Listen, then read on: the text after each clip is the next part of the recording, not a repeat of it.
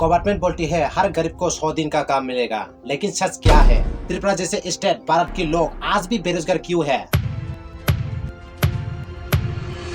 और आज हम बात करेंगे त्रिपुरा मनरेगा का डार्क रियलिटी। नमस्कार। मनरेगा एक ऐसी स्कीम है जिसमें गवर्नमेंट हर रूरल फैमिली को 100 दिन का काम गारंटीड देने के लिए वादा करती है। हर साल इस स्कीम पर लाखों करोड़ों के आसपास पैसा खर्च होता है।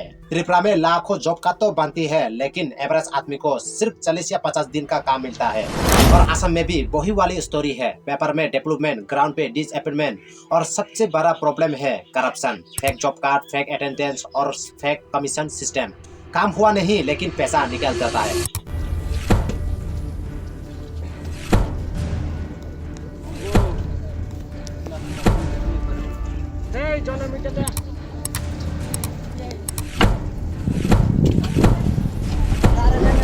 गांव का एक मजदूर बोलता है काम मिलता नहीं, पैसा लेट आता है, और अगर आवाज उठाओ तो नाम लिस्ट से हटा दिया जाता है। ये है इंडिया का मनरेगा सिस्टम। लेकिन ये वीडियो देखो।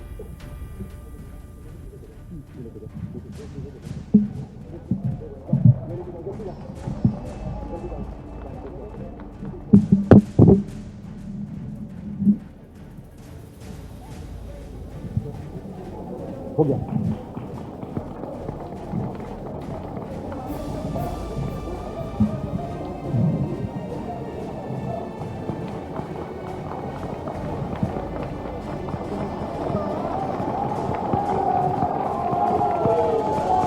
ये राहुल गांधी ऐसा क्यों कर रहा है मजदूरों की तरह? सुनो अनपढ़ों, सरकार ने मनरेगा को हटा दिया। सरकार ने हम जैसे गरीब मजदूर का काम करने के अधिकार को छीन लिया गया बीबी ग्रामजी लेकर के। ये लोग अपना पीआर इस तरीके से जबरदस्ती तरीके से फैला रहे हैं, कर रही है, नैरेटिव चला रही है कि अरे कांग्रेस के समय पर तो 100 दिन का काम मिला करता था, हम लोग 125 दिन का काम दे रहे हैं। लेकिन कोई इनसे पूछे कि जो 100 दिन का काम भी मिलता था वो कितनी फैमिली को मिला करता था? ज्यादा से ज्यादा 2% फैमिलियों को मिला करता था। और अगर आपको सुधरना ही था तो वो जो 2% काम मिलता था उसको बढ़ा सकते थे, लेकिन आप नहीं। वो तो ऑलरेडी नहीं मिल रहा, आपने तो 125 दिन कर लिया, लेकिन कुछ फर्क नहीं पड़ता। और दोस्तों, कांग्रेस ने 2004 इलेक्शन से पहले राइट टू वर्क मजदूरों को देने के लिए वादा किया था। फिर कांग्रेस 2004 में जीत भी जाती है। किसी को उम्मीद भी नहीं थी कि राइट टू वर्क ये अधिकार जनता को मिलेगा, और कांग्रेस ने ये बिल पास भी किया और ये क्रांतिकारी स्कीम बनी, जो कि अभी 2019 में कोरोना में हमने देखा भी था। मतलब ये था कि मुझे काम चाहिए तो सरकार काम देगी मनरेगा में, मना नहीं कर सकती। और पूरा का पूरा जो खर्च था वो कौन उठाता था? सेंटर उठाता था। लेकिन अब आप बीजेपी के केंद्रीय ने कह दिया कि आप हम सिर्फ 60% देंगे, 40% जो है वो स्टेट खुद दे। मतलब यहाँ पर भी जिम्मेदारी से भाग गया सरकार। आप बताओ, त्रिपुरा, असम और बिहार जैसे गरीब स्टेट है जिनको 40% देने हैं, तो वो कहेंगे कि वो केंद्र की स्कीम है, हम क्यों पैसा दे, हम नहीं करवाएंगे काम जो है। तो राइट टू वर्क कहाँ रह गया? और जो दूसरा बदलाव जो मोदी सरकार ने किया है कि हम तय करेंगे कि किस एरिया में कितना काम मिलेगा बजट एलोकेट के साथ।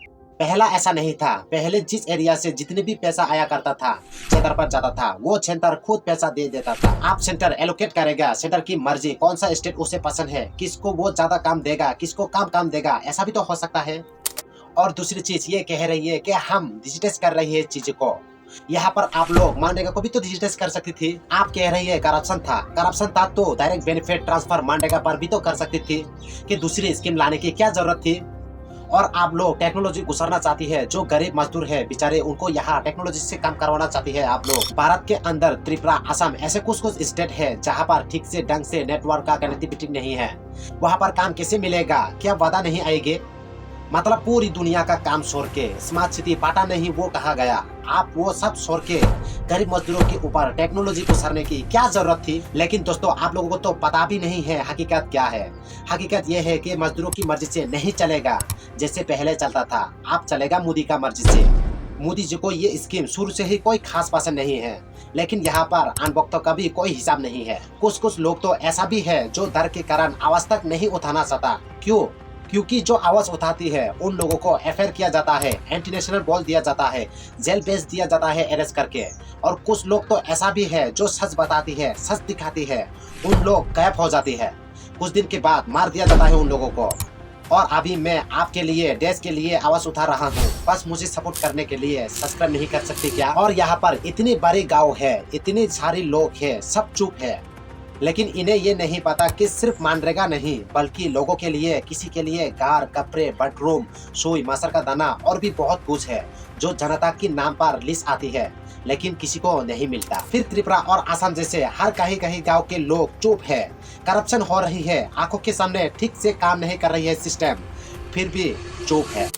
बस इसलिए आज ये मनरेगा को सरकार ने हटा दिया और बीबी ग्राम जी आ गई और 125 दिन का इन्होंने रोजगार तो दे दिया, लेकिन मजदूरों के लिए नहीं। हम बताएंगे कहाँ रोजगार मिलेगा, कहाँ नहीं मिलेगा। तो दोस्तों, इसी बात को लेकर मजदूरों के हक के लिए कांग्रेस एक आंदोलन कर रही है। और रेगा स्कीम बुरी नहीं है, लेकिन सिस्टम करप्शन है। जब तक करप्शन नहीं रुकेगा तब तक गरीब सिर्फ वोट बैंक ही रहेगा। और अगर आपको लगता है मनरेगा में स्कैम हो रहे हैं तो वीडियो को शेयर करो, कमेंट में लिखो सिस्टम फेल, क्योंकि जब तक आवाज नहीं उठेगी तब तक सिस्टम नहीं बदलेगा। नमस्कार।